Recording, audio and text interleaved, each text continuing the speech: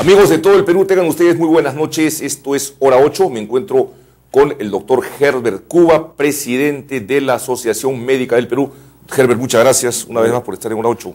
Muy buenas noches, un saludo a todos los radioyentes. Muchas gracias, Herbert. Bueno, amigos, queremos decir que la labor que realiza Herbert Cuba, que preside la Asociación Médica del Perú, es importantísima. Nosotros estamos de alguna manera ayudando y coadyuvando a todo el servicio que le prestan a la sociedad peruana, empezando por una serie de iniciativas legislativas que son, digamos, patrimonio, vamos a decir, iniciativa de la Asociación Médica Peruana. Lo vamos a conversar después, y porque creemos que el tema de la salud es vital para el desarrollo de nuestro país, y en ese sentido reiteramos nuestro agradecimiento. Queremos aportar algo a través de la televisión, si se quiere. Quiero empezar diciendo que el día 5 de octubre fue el Día de la Medicina Peruana. El día de mañana será, dicho sea de paso, el aniversario de la Asociación Médica Peruana. Así es. Doctor, ¿qué puede decirnos? ¿Cuál es el significado de la medicina peruana en un país como el nuestro, que tiene a Daniel Alcides Carrión, por ejemplo, como un paradigma de sacrificio en pro del desarrollo de la ciencia médica, y también nuestros antepasados los incas, que fueron también extraordinarios médicos? Mire, en realidad el día 5 de octubre es un momento de reflexión para la profesión médica, desde dos puntos de vista. Uno hacia el pasado, que nos hace recordar el pasado grandioso que ha tenido el Perú desde los pre-incas, los incas, y luego toda la cultura republicana que tenía el país.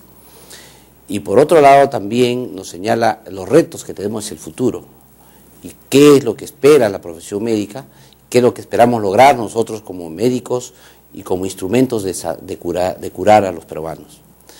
En cuanto al pasado, evidentemente es un orgullo para el país tener un héroe nacional como don Daniel Alcides Carrión, cuyo objeto de investigación era demostrar que la verruga peruana y la fiebre de Loroya, que era una enfermedad que mataba a miles y miles de trabajadores que construían el ferrocarril central de Lima-Loroya en el siglo XIX, a fines del siglo XIX, y era demostrar que era la misma enfermedad.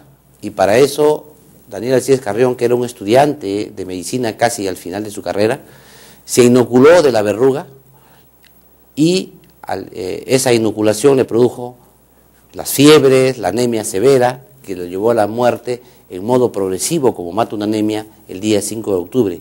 Lo interesante es que él demostró en los hechos su teoría, es decir, que existía la misma enfermedad, solamente con estadios distintos entre la verruga peruana y la fiebre de Loroya. Y en consecuencia, el día de hoy, todo esto se llama la enfermedad de Carrión.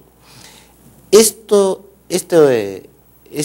héroe nacional es reconocido como tal porque además se da en un contexto de la guerra con Chile, en un momento en que el patriotismo se ensalzaba enormemente desde las aulas de San Fernando, de la Facultad de Medicina de San Fernando, y muere en el Hospital 2 de Mayo, que es nuestro hospital emblemático que tiene Lima Metropolitana. Y en consecuencia, ese día se señaló para el Perú como el Día de la Medicina Peruana. De esta tarea que hace Daniel Alcides Carrión, nos señala algunos aspectos. En primer lugar, nos da el componente ético de la investigación científica. Evidentemente nadie espera que el día de hoy una investigación científica termine con la muerte del investigador. O sea, eso definitivamente ya está proscrito. Sin embargo, dado el contexto en que se da en el momento de la guerra con Chile, el enorme patriotismo que se vivía en San Fernando, hace que entendamos ese martirologio que hace Daniel Alcides Carrión. Y por otro lado también nos señala cómo los médicos, hasta a riesgo de la muerte de sus propias vidas, tenemos que luchar contra las enfermedades. Y yo le comento aquí que no mucho tiempo atrás, solo hace unos meses, hemos tenido la muerte de un estudiante de medicina en Trujillo debido a un contagio con la peste neumónica, que es una peste derivada de la peste bubónica debido a las pulgas que transmiten de las ratas al hombre la peste. Y que está reapareciendo en Piura, ¿no? Está reapareciendo en Justamente en Trujillo. Estuvo el doctor Uriel García Cáceres hace 2 semanas en el programa y nos comentó eso, que había reaparecido en Piura, en el norte del país. Así es, y yo mismo estuve en Trujillo, en el Valle de Chicama, cuando se dio todo este brote, y hemos estado reclamando desde la Asociación Médica Peruana todas las acciones que se tienen que tomar. Pero no solamente que murió este estudiante de medicina, sino que un médico que estaba cursando la especialidad en la Universidad de Trujillo también estuvo gravemente enfermo y casi fallece en el hospital del Seguro Social. En consecuencia, el drama del siglo XIX, el Perú no lo ha sobrepasado todavía, y eso es lamentable. O sea, aparentemente hemos pasado momentos, reconocemos el valor inmenso que tiene Daniel Alcides Carrión, pero no hacemos nada en absoluto por resolver los problemas que Daniel Alcides Carrión combatió. Por eso nosotros decimos que ese pasado glorioso que tenemos en la medicina peruana, tenemos también que proyectarlo hacia el futuro.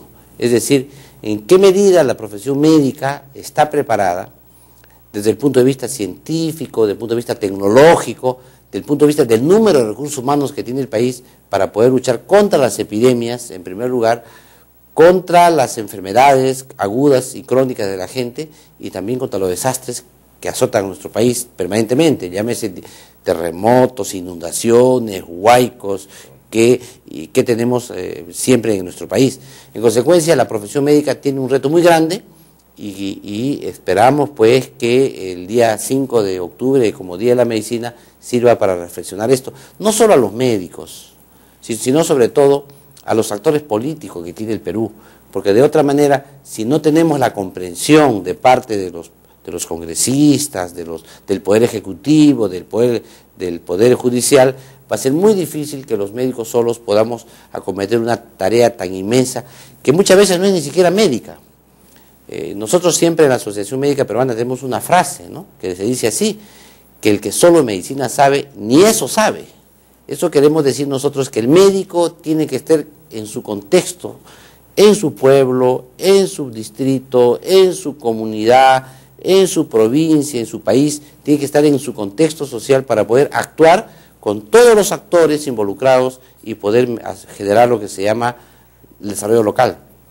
Porque solo el desarrollo local pleno logra pues mejores estándares de salud aquí y en el mundo entero. De acuerdo, doctor. Y el día de mañana, ¿no es cierto?, el día 10 de octubre es el aniversario de la Asociación Médica que usted preside. ¿Qué eventos se van a realizar? ¿Qué actividades van a haber? En primer lugar, estamos desarrollando un intenso trabajo de reflexión y de propuestas. El primero de ellos tiene que ver con la propuesta de cómo mejorar la utilización de los recursos humanos que tiene el Perú en medicina. Es un primer tema. Y ahí hay proyectos de ley, como por ejemplo que los médicos, igual que los profesores, seamos una carrera que podamos trabajar simultáneamente en dos entidades del Estado, porque esto puede generar, sobre todo en los pueblos más pequeños del país, la posibilidad de que tanto el Salud como el Ministerio de Salud, las sanidades militares y policiales puedan prestarse recursos humanos o compartir recursos humanos en los lugares que, debido a un impedimento constitucional, eso no se puede hacer actualmente en el país. El otro tema que nosotros venimos trabajando también son una serie de propuestas para mejorar el sistema de servicios a los programas sociales. Nos interesa muchísimo que los programas sociales, es decir, el vaso de leche, comederos populares, los programas Juntos y todos ellos, usen alimentos nutritivos y que a largo plazo no les haga daño. Es decir, alimentos que los nutra adecuadamente y que finalmente les preserve su salud, y no que les llene solo la barriga y finalmente les traiga pues las enfermedades como son diabetes, hipertensión, enfermedades degenerativas, debido a una nutrición totalmente incorrecta. Y sobre todo con alimentos que no sean pues transgénicos, que sean alimentos orgánicos, ecológicos, porque de otra manera lo que vamos a conseguir es tener a nuestra población más pobre como conejillo de indias para los experimentos de estos productos que recién son nuevos y están en etapa de experimentación de las grandes transnacionales que hay en el mundo. Acá yo quería preguntarle, por ejemplo, el programa El Vaso de Leche, que ya tiene casi 30 años de existencia, en términos de resultados y en términos médicos, digamos, ¿se puede emitir algún informe que diga efectivamente se ha beneficiado la salud, el crecimiento, el peso y la talla de los beneficiarios? Y le pregunto solamente por el caso de Lima Metropolitana. Mire, o simplemente fue lo que usted dijo hace unos segundos, llenarse la barriga? Yo creo que para que el programa nutricional del vaso de leche tenga impacto, Sí. necesita recibir el niño 1 litro de leche por día. Para que tenga impacto. No un vaso. Ya. Porque el aporte proteico y calórico que el niño necesita es 1 litro. Necesita también un huevo. Ya. Y entonces, de esa manera podemos nosotros asegurar un aporte nutritivo importante. Lo que hemos hecho nosotros simplemente con el famoso vaso de leche, y que además ese vaso de leche a veces se le ha escatimado al niño porque se le ha dado enriquecido lácteo, que era una mezcla de cereales y que le daban a la gente. Entonces, este programa tiene pues un problema nutricional O sea, importante. porque yo acá quiero preguntarle, hay quienes sostienen, he escuchado de muchos médicos incluso, que el extensor lácteo que usted acaba de mencionar, o sea, que viene a ser una mezcla de cereal con leche, ¿no es cierto? Eso se denomina extensor lácteo, es suficiente para nutrir, y que incluso sostienen que la leche, digamos, sola, no es un alimento completo. No, lo que ¿Cuál es sucede es que la mezcla de 3, 4 cereales hace que se convierta el producto sumamente alergénico. Y entonces los niños comienzan a tener alergias, diarreas, picazón en el cuerpo que aparentemente es inexplicable. Y en consecuencia está demostrado entonces que el mejor producto que tiene que tener el niño es la leche. Porque además los niños son mamíferos. Y son mamíferos porque maman leche. De acuerdo, me piden ir a cortes comerciales, doctor Herbert Cuba. Regresamos con el presidente de la Asociación Médica del Perú, el doctor Herbert Cuba.